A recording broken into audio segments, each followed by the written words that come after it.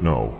I mean, screw this quandary with a fucking jackhammer. Let us just talk about whatever we were discussing before this shitstorm started flailing about the room. Fair enough, my lord. As I was about to say, another difference between the Ultramarines and the Salamanders are that, while the Salamanders follow the Codex Astartes, they also follow a set of their own doctrines exclusive to the chapter. Oh brilliance, more rules I have not been told about. First off, the Salamanders are very self-reliant and individual for being Astartes. Each Salamander is taught how to repair and improve his own war gear, effectively making them all blacksmiths. No pun intended. Thanks to this, the Salamanders have a lot of mastercraft weaponry and armor in comparison to other Astartes chapters. This is a useful trait when combined with their latent pyromania. Toastyyyy tilde.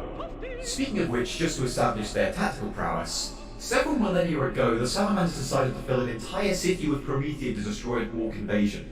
The good news is that it worked. The fire even eradicated all Orc spores, stopping any chance of the Horde of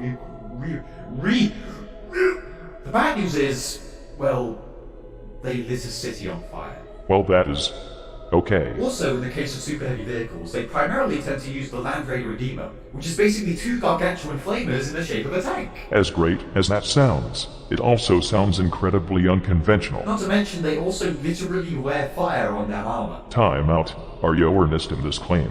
For fuck's sake, do they have a who can't stay on fire the longest contest as well? Or what? Well, maybe not that. But an ancient ritual amongst the Salamanders is that when one of their battle brothers grows too old, is dishonored, or is crippled and unable to fight, they will undergo a ceremony which involves them walking out into the fiery desert to meet their death in flames. What the fuck? Another one of their customs is that when a salamander actually dies, their body will be cremated in ritualistic fashion in the flames of a giant volcano called Mount Deathfire. Is this a Space Marine chapter, or a death metal band? If they do not manage to get the fallen Astartes back to Nocturne to be cremated, his battle brothers perform a local cremation ritual in which they light the deceased on fire and then all stick their arms into the flames. Now I am starting to feel uncomfortable. But when a captain of the Salamanders dies, a grand ceremony is initiated when they strap the dead captain to a giant slab of ceramite-coated marble. Two battle brothers dressed in simple robes then proceed to lower the slab and the captain into a pool of lava. The battle brothers chosen to do this would have their own hands scalded with the white-hot chains that suspended the slab as they lowered it down.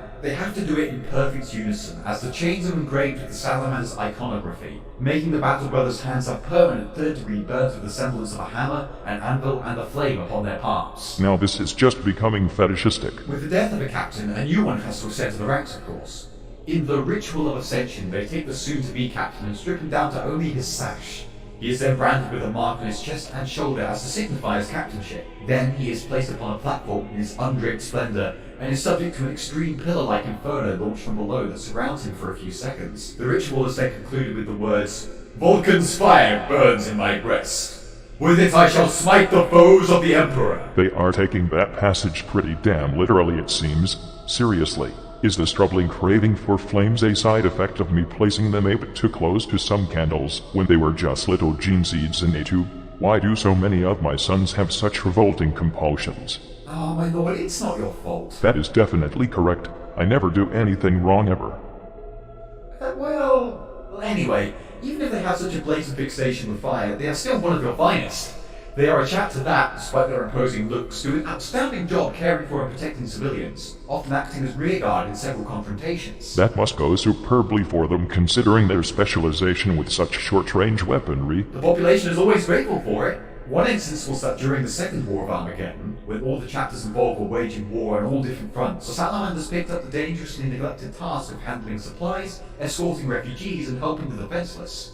In the battles upon the planet of Armageddon, the Salamanders fought for the planet's people, and generally frowned upon the notion that the populace of the Imperium were of no worth. These ideals are actually so strongly held by the Salamanders that their chapter master, Tushan, came blows with the first captain of a chapter known as the Marines Malevolent. The captain had early bombarded a refugee camp that had been ambushed by orcs, as he said that he didn't have time to waste on saving the civilians. This greatly angered Tushan and made the Marines Malevolent generally seem like total arse clowns. Those Marines Malevolent seem to be suffering from GOG Evandire syndrome. Seriously, who in their right mind openly names their chapter Malevolent? Nobody. The Marines Malevolent don't seem to have anything right about them. Even their color scheme seems rather obnoxious. It is like they took the Salamander's previous color scheme and removed everything even remotely good about it. I will have to pencil in a virus bombing upon this abomination. On a side note, it is a good thing Yo inserted this image visualizer into the golden throne. It makes exposition much easier. Agreed, my lord. Either way, I hope you do see how the salamanders are still one of your finest in this regard. They stay true to their Primarch and you in both code and mannerisms. Yes, that is all absolutely fantastic, but there is just one problem. Pyrophilia, my lord? Other than that, at the beginning of this conversation, I actually asked Yo to provide evidence that the Ultramarines are greater than the Salamanders. Now Yo have just set them up to be creepy but nice guys with a thing for helping people. And fire. Oh. They found the artifacts before the Salamanders? I want to say you are not proving a fucking thing, but I cannot say that without being wrong, and I am of course never wrong as already established. Well, my lord, the Ultramarines will most likely live long, eventually fading into legend with their deeds and self-publicism. But the Salamanders will continue to burn like a mighty flame in the hearts of the people they have defended. It is better to burn out than to fade away. Yes indeed, my lord. Yes indeed. Seriously though, next time I meet Vulcan I am going to tell him to take his sons on a field trip to a freezing cold ice planet for a couple of years so they can reorient their fucking perspective.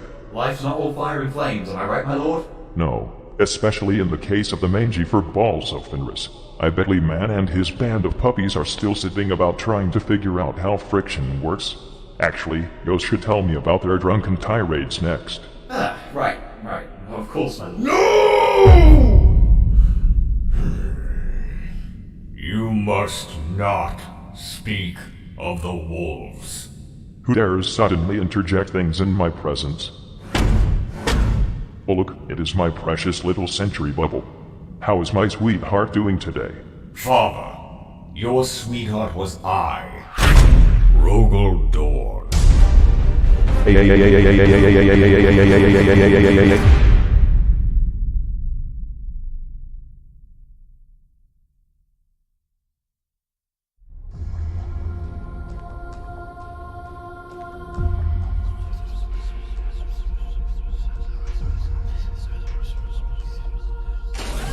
My lord!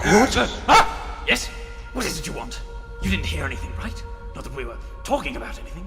We like snuggling up close and whispering nice things into each other's ears. I know, Lord Israel. This is the 30th time you've told me. But you may wish to know we have pursued the most mysterious lead you wished us to follow, and we've once again found the lost strike cruiser. The Ophidium Gum. Tampers, Israel, did you hear that? We're totally gonna find Cypher now!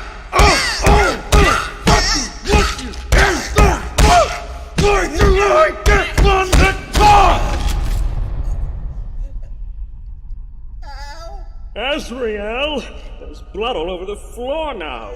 I really don't want to get that on my armor. It's all murky, probably stains easily. Well, we'll soon be making fall upon the planet to which we've been led.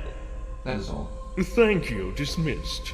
Oh, remember to close the door, but not too harshly. Yes, Lord Belial. I won't close the automatic door too harshly. Did he just mouth me? Brothers, we're in some deep shit now. If we don't find Cypher, the Inquisition will be after us for sure. They'll start noticing that one of their Inquisitors are missing. Hey, we're not Supreme Grandmaster. We've hidden the corpse of that stupid Inquisitor in a place where no one will find him. Hacked up in small dried up bits, put it into small packages, and donated his food rations to the death corpse of Creed. Do those Creek fellows even eat? I don't know! We don't have time for this, Asmodai! Cypher and the Fallen are escaping further away from us the longer we linger. We have to... Excuse me, my lord. Ah! No, you heard nothing. I mean, yes, you heard something, but it was certainly nothing suspicious and secretly heretical. Damn it, what do you want? I'm sorry to disturb you again, but we have discovered sentient activity upon the planet's surface. What? No! I mean, yes! What is it? It appears to be the Adeptus Mechanicus, my lords. The Adeptus Mechanicus arrived on the planet before us? Oh, this is such a shameful moment. I'm totally useless. Nobody loves me. This can only mean one thing! One terrifying thing! The Adeptus Mechanicus is working for the Fallen!